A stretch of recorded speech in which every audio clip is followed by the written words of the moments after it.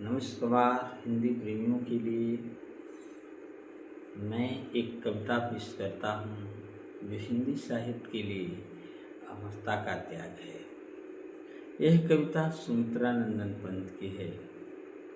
पंत ने अपनी कविता मौन निमंत्रण में अपने मन को चंचल किशोरी अज्ञात सत्ता में कोई प्रेमी है जो नायिका के लिए मौन निमंत्रण भेजता है।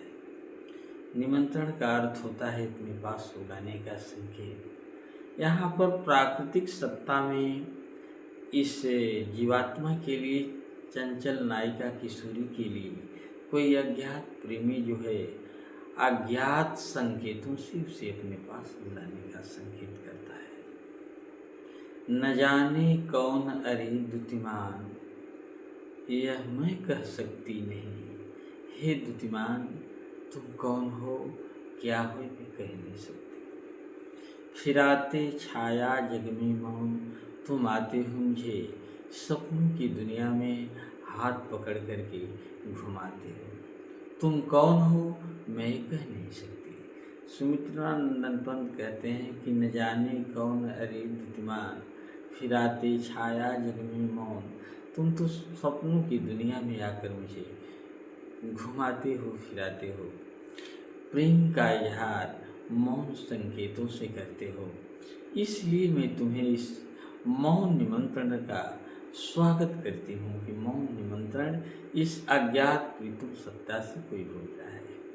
मौन निमंत्रण कविता में, पूरी कविता में, इस लंबी कविता में पंत ने अपने जीवन को एक चंचल किशोरी मान लेते हैं।